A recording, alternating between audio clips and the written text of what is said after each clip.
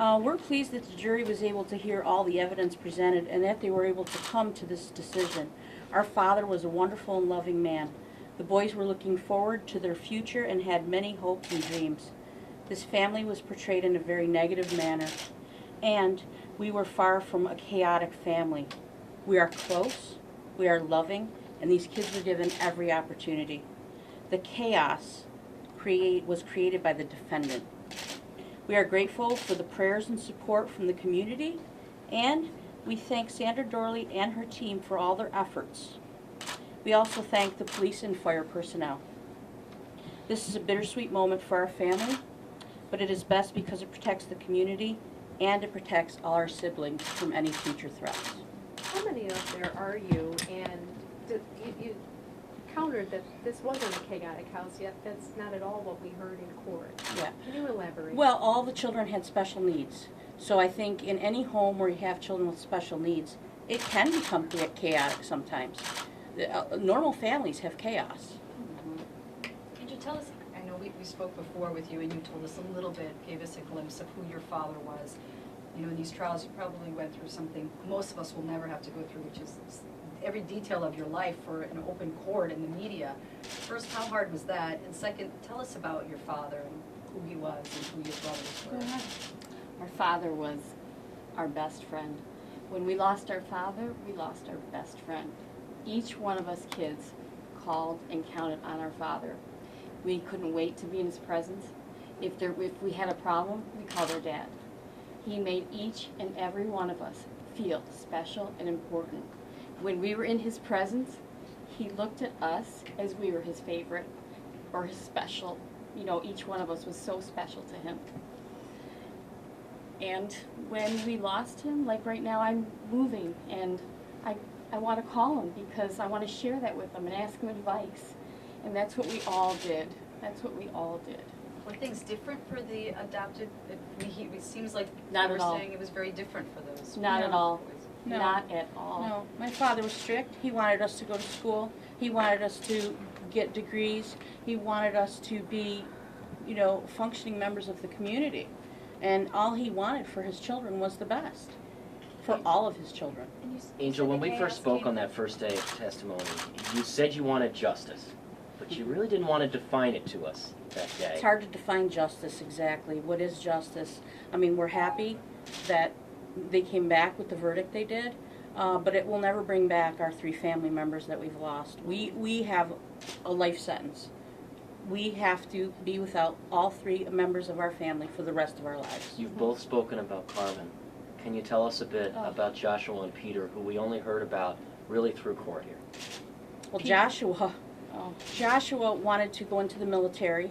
He felt very strongly that he wanted to serve his country. He wanted to be, he was very polite and respectful, like my dad taught him to be. He loved school. He had so many dreams. Peter? Peter was an angel. I think of Peter, when I think of Peter, I think of an angel. And Peter would walk into a room, even though, you know, he had problems. He would walk into a room at school and the kids would say, "Hey Peter, how are you?" And he'd say, "Well, your day just got better because I'm here." And He never had a negative thing to say. He was always happy. As a matter of fact, we were just talking earlier today how at his school, OC's, they have the Peter Pilato Award because he was going to find a cure for cancer. And he was so good in school and science. Science, yeah. What about some of those difficult things we heard, that he wasn't allowed to sit on furniture, he only had a mattress in his bedroom? Are those things true, and how do you feel about hearing Well, that? he may have just had a mattress on his bedroom for a number of reasons. Maybe he had just had an accident in his bed. I don't know exactly what that was, but Peter was difficult at sometimes because of his special needs, but I think he was also given every opportunity. He was special needs, he was brought to a special needs school, he was given the extra help he needed. He was excelling and he was succeeding. You said the chaos was brought into this house by Michael. Yes. Were you surprised when this fire happened? Yes. Yes. Absolutely. You obviously represent a feeling from a number of members of the Pilato family, and yet we spoke with Elaine ever so briefly as she left, And I think that it's very obvious she feels very differently than the two of you. How difficult has that been for you and the family? And how big is that divide? Is her sentiment shared by many other members of this family? No. We are all united as a team, with the exception of his mother. And I think, I'm not exactly sure why she is siding on, with more, but I guess it's her son, and I don't know what to say about that, really. I think all of us children, Nobody agrees with her on our family. no one agrees, no. She's alone. She stands alone. How were your interactions with Michael? You described him as being a catalyst for many of the problems we may have heard about in court. How were your interactions with him? He was our brother. Yeah, he was our brother. We were shocked. He stayed at my house many times when I lived in Michigan. He was my father took him ice skating. My father did everything for him. He came to my house all the time. Peter came, Josh came, my father brought them to our house all the time. This was shocking. This Yeah. was shocking. But Michael had been trouble for the last few years, and he was out of control. And my father was trying to get control of him. And my father was not the abuser. Michael would push our father down to the ground, and my father couldn't get up sometimes. The chaos was created by Michael. And how on earth do you explain what eventually happened? I mean, you describe a good kid, but troubled. What exactly explains How what can you happened? explain any person that murders another person is unexplainable? I don't know. What's the reason? He needs help.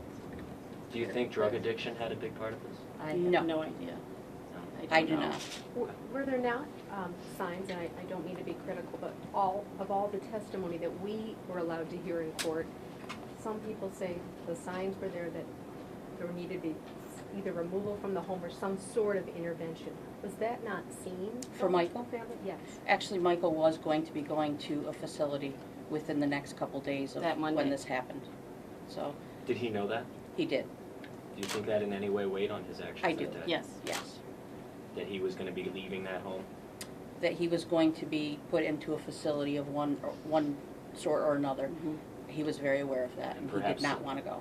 Perhaps some of the things he enjoyed would be taken away from him? Absolutely. right. He could now spend decades in prison. What do you think about that? Safe. I think it's safer for the community if he spends decades in prison, and actually if he never gets out of prison. Absolutely. It cannot take back Peter and Josh and their father. And we certainly don't want any other members of our community or any other community injured or killed in the future. Your family adopted not just Michael, but these other three siblings in your home. You heard a lot of testimony there, sort of implying that with their mothers being addicted to cocaine, certain things may have been inevitable and would have happened. To those that may draw conclusions about children born into those circumstances, what would you say? There's a lot of children that are born drug addicted that don't go kill their family members. These kids were given the opportunity and early intervention to try to help them through life. I really don't think that has anything to do It's with it. nothing to do with it. No. There's many, many people that are members of society that were addicted to crack cocaine or whatever, born that way. Absolutely nothing to do with it.